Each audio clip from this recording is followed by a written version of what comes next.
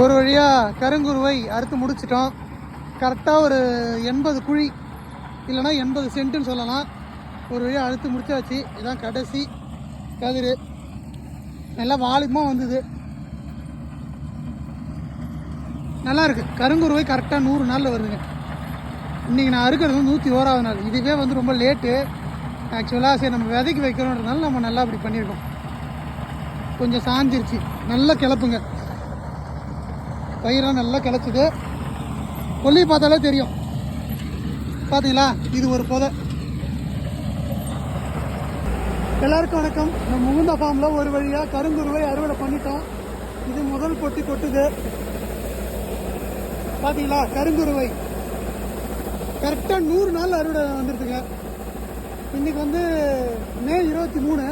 இன்னையோட கரெக்டாக 101 நாள். இந்த கேம் மிஷினில் தான் நம்ம கலப்பு வராதுங்க. அதனால் இந்த மிஷினில் தான் நம்ம எப்படியுமே எடுப்போம்.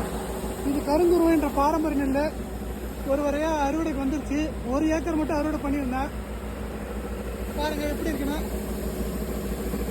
கலப்பெல்லாம் பிரிச்சுட்டேன். இதில் முதல் போட்டி கொட்டும்போது தனியாக அந்த மாதிரி சாக்கில் பிடிச்சிட்டோன்னு வச்சுங்களா, கலப்பே இருக்காது. அதுக்கப்புறம் கலப்பே இல்லாமல் நமக்கு சுத்தமான நெல் வரும். இதை வந்து நம்ம வந்து விதை நல்லாவும் யூஸ் பண்ணிக்கலாம். அது இல்லாமல் அரிசியாகவும் ஆக்கிக்கலாம். அந்த ஒரு மூட்டை மட்டும்தான் கலப்பு இருக்கும். இது எதுலேயுமே கலப்பு இருக்காது. 100% இது பியூராக நம்ம எடுத்துட்டோம் கருங்குருவையை. பாருங்கள், அறுவடை பண்ணிட்டோம். இன்னும் ஒரு பொட்டி வர்றதுக்கு வாய்ப்பு இருக்குது. ஒரு பொட்டி இல்லை, இது வந்து 10 மூட்டை வரும் ஒரு பொட்டி. 10 13 அப்போ 13 தானே, 13 மூட்டை பிடிக்குது. இன்னொரு 5 மூட்டை வரும்னு நினைக்கிறேன். 5லேருந்து 6 மூட்டை வரும்னு நினைக்கிறேன். மீதி இருக்கிறது எடுக்காமல் இருக்குது. இப்போ இவ்வளோ பேர் கொட்டியிருக்கு.